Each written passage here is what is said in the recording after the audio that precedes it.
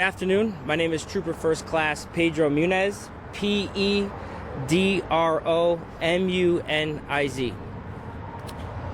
Preliminary reports show that today at approximately 12:45 p.m., Troop E in Montville was notified that Rhode Island State Police was in pursuit of a male individual identified as Ian Grant, date of birth of 7/9/1985.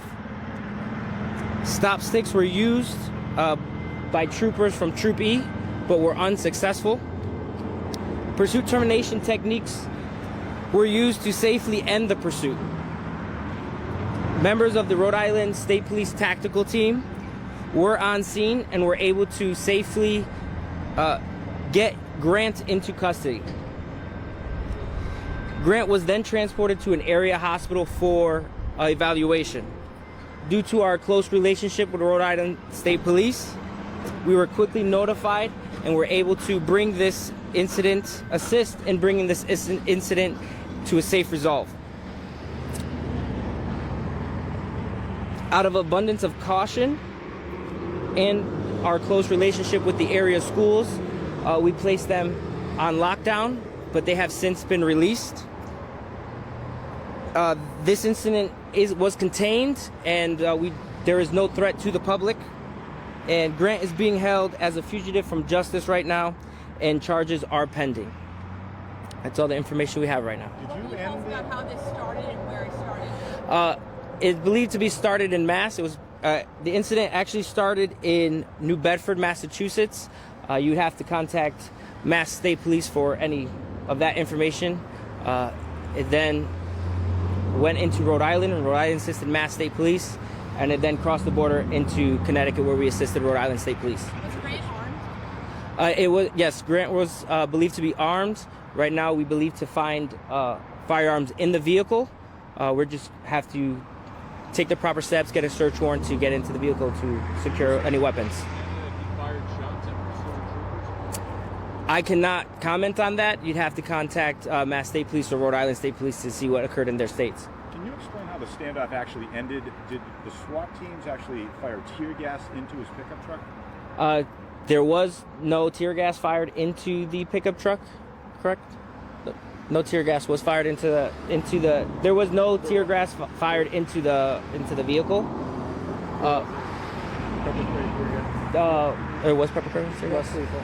Okay, so my apologies. A Rhode Island tactical team did use pepper spray and tear gas to safely remove Grant out of the vehicle and get him into custody. How many fire a weapon? I'm sorry? Did the Rhode Island State SWAT team, did the Rhode Island State Police SWAT team fire a weapon? No, not here in Connecticut. No, not at all. They just deployed the Less, tear gas? yes, less lethal. What we call less lethal force. How many weapons were found in the vehicle? That has been unconfirmed yet because we have to obtain a search warrant to go into the vehicle. Were you negotiating with the suspect to have him surrender peacefully? Were you surrender? How did you get him to come out? Yes, Rhode Island tactical team were able to negotiate and speak with the suspect. What was Connecticut Tactical Team's role in this? Our tactical team were en route. Rhode Island, from my knowledge, Rhode Island's tactical team was already involved in the pursuit as they crossed over the border into Connecticut. Was he talking to the officers at the scene? Yes. They negotiated him out of the vehicle. Okay. And did he have a demand, or where was he headed? How did he end up down there? We don't know that. All that is still under investigation right now. The scene, or there's still this incident is still under investigation at this time. How useful is a Bearcat in a situation like that? And do you train with Rhode Island use of that Bearcat? Yeah, we have.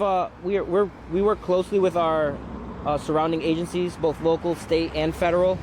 So this is something that, in training, this is an incident where our training comes into effect and helps out tremendously. How long was he in Connecticut before he stopped? The pursuit ended pretty quickly. Right, so he came off Route 78 there, and then straight up here, Route 2. So just minutes? Was he in Connecticut? Minutes. Minutes Yes. before State Police stopped him? And Yes. State Police were the ones who did stop him? Correct. Connecticut State Police? Correct. Excellent. And that was, you said, through what technique? Pursuit termination techniques. Okay, what does that mean? In this incident, we were able to use a pit maneuver to safely stop the vehicle. Does he have a previous record in any states? That we do not know. You'd have to contact Mass State Police. Do you know if he was connected to a fire in Dartmouth earlier today? That we were told through information that there was a firearm involved. Like there was a fire. Oh, there was a fire? That we were told, but we again, you have to contact Mass State Police for anything that happened in their state. Were you making any kind of statements to police in this whole period? What was he saying? What was he doing? Was he getting out of the vehicle in any concerning manner while driving? That during the pursuit, we don't know. He was in pursuit. He was actively evading police. And does he definitely have firearms in the car and you're waiting to get a search warrant to see how many, or are you not sure? Yes, he definitely has firearms in the vehicle. We're just waiting to see how many. We got to obtain a search warrant first before actually entering into the vehicle. Was anyone else involved in this whole situation? Was anyone else There was no one else in the vehicle. Whether anyone else was involved in any other states, you'd have to contact Rhode Island State Police or Mass State Police.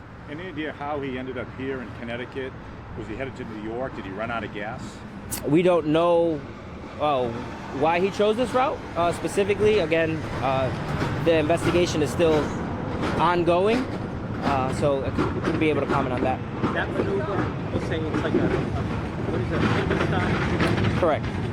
Was that ordered, or how did that come about? Did the officer initiate that on his own? Were they trying to do it beforehand? Or did someone, from your team order, unit, whatever, use that? Correct. Due to the circumstances, that maneuver was ordered by a supervisor to do so if deemed safe. What is the maneuver? It's just the pit maneuver, where the police cruiser or the trooper officer uses techniques to make the vehicle go into a certain direction to stop them, to prevent them from continuing to flee from police. Was the suspect under the influence of any drugs or alcohol? That is unknown at this time. So you were negotiating with him, and then you fired the pepper spray? Rhode Island tactical team were the ones that actually made contact with Mr. Grant. And when the negotiations sort of broke off, that's when they deployed and they fired the tear gas? We would defer to them for what they're... Yeah, I would defer to... that is unknown. You have to... I know he's from Mass State... He's from Massachusetts. You'd have to contact Mass State Police for that. Did he discharge any of his firearms? Not here in Connecticut. What's your reaction with how this all ended? I think with the relationship that we have with our bordering states, Mass State Police, Rhode Island State Police, even with here at Stonington Police Department, we were able to work together as we do so often with training and conclude this incident with in a very safe manner. And he was taken into custody by Rhode Island State Police. He's currently held under Connecticut State Police from a fugitive from justice right now. We have pending charges pending. We'll have a press release later for that, and then he'll be then surrendered over to Rhode Island or Mass. Definitely reckless driving and pursuing, or being in pursuit, causing a pursuit from. Was it Rhode Island Police that, to your knowledge, ordered the pepper spray to be shot into the vehicle? Yes, Rhode Island, the Rhode Island State Police tactical team were the ones that were in charge of escorting Mr. Grant out of the vehicle. And that was done on command from.